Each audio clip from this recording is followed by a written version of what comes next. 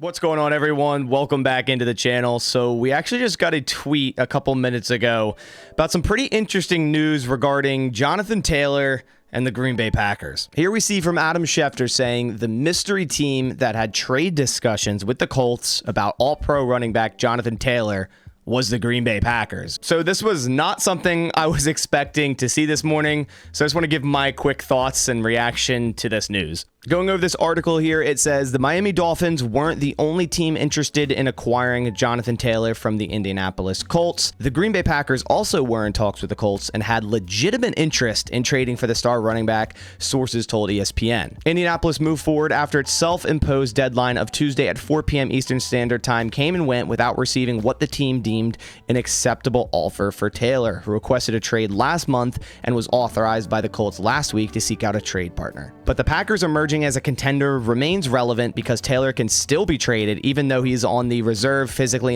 unable to perform list, and therefore must miss at least the first 4 games of the regular season. A source told ESPN that there is still interest in Taylor and the All-Pro would still welcome a trade. The NFL's trade deadline is October 31st. So this is still very interesting and relevant news because it's not like the trade deadline was yesterday. Yes, the Colts said, okay, we didn't get the offers we want. We're going to put Jonathan Taylor in the PUP. He's going to miss at least the first 4 weeks of the season. But as it stated in that article, that doesn't mean he can't be traded. So this still remains relevant, and the Packers could very well still offer something that the Colts would then accept for Jonathan Taylor. So I feel like the Green Bay Packers were one of the few teams that it didn't make much sense at all to go after Jonathan Taylor. They have Aaron Jones, A.J. Dillon, just kept Emmanuel Wilson on the roster. 2 very capable running backs, 2 running backs that, likely could start on any other team in the NFL given the opportunity. So, sitting here, although I love Jonathan Taylor and I was a huge fan of him from Wisconsin, I never really thought the Packers would even be in on the conversation. Now, one reason why the Packers may be looking into Jonathan Taylor, who's only 24 years old and one of the best running backs in the NFL, is the uncertainty at the running back position for the Packers in the coming years. If we take a look at Aaron Jones's contract here, in 2023, we see his cap number at $8.1 million, but in 2024, that jumps up to $17.1 million, and then he has 3 void years on his contract with that $6.6 million bonus, coming at 2025 if the team were to move on from him. Now, looking at dead money / cap savings, if the Packers were to move on from Aaron Jones next year, because that cap hit at $17 million is very large, and they've already pushed out so much money, $6.6 million of it, you ask yourself, will they continue to push out more money for a running back that will be 30 years old next year? We know the shelf life of running backs are very short, and we all love Aaron Jones. This guy is the definition of a Green Bay Packer. He's been taking pay cuts. He's been a true Green Bay Packer, and I want him to stay here, and I would love for him to retire a Green Bay Packer. But the reality of the situation is running backs just tend to not last long and rarely play out their contracts. So in terms of next year, if the Packers were to move on from Aaron Jones with a post-June 1st designation, they would save $11.4 million on cap space and incur $5.7 in dead money. So something that is definitely a viable option. Also to mention is A.J. Dillon, who is in the last year of his deal. So he will be an unrestricted free agent in 2024.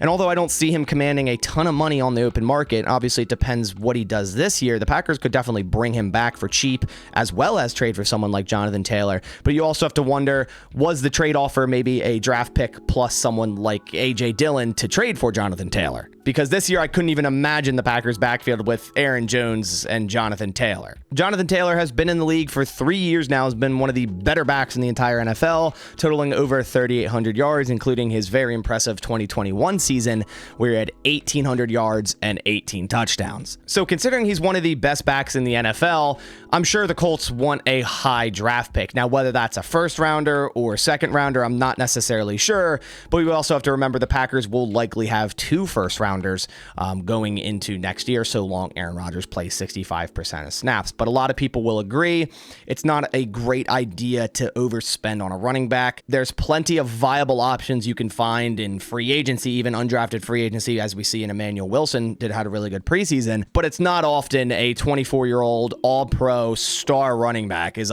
available for trade. Now, there's also the point that Jonathan Taylor is also on the last year of his deal, just like A.J. Dillon, and likely will want a big contract, which again further reiterates my point. It's not a great idea to give a huge contract to a running back, as their shelf life just isn't long. So I think that also affects Jonathan Taylor's trade value if you're the Indianapolis Colts. A team that is trading for him has to give up high draft capital as well as negotiate with Jonathan Taylor, which has seemingly been hard for the Colts themselves. If you look at some of the top running backs around the NFL and their average money per year, Christian McCaffrey's at $16 million, Alvin Kamara at $15 million, Derrick Henry at $12.5 million, Nick Chubb at $12.2 million, Josh Jacobs at $11.7 million. So there's no doubt in my mind that Jonathan Taylor would want $10+ million per year, likely a 3 or 4 year contract. Which if the Packers were to even go through with this trade and say sign Jonathan Taylor for $12 million average and cut Aaron Jones post June 1st, his cap number would be $5.7 million. So that'd be upwards of $17 million for a running back, the same cap number Aaron Jones has next year. Not to mention Aaron Jones would carry $12.3 million dead cap in 2024, which would then be added on to whatever you're paying Jonathan Taylor. Again, just a lot of money invested in a position where you don't really have to. So although I love Jonathan Taylor, I loved watching him at Wisconsin, and I think he would add a whole different dimension to this football team in the future, and having someone like him, behind Jordan Love, I think would help Jordan Love out a lot. And that's not discrediting Aaron Jones because he's an animal himself, but Jonathan Taylor is a running back that once put up 1,800 yards and is only 24 years old,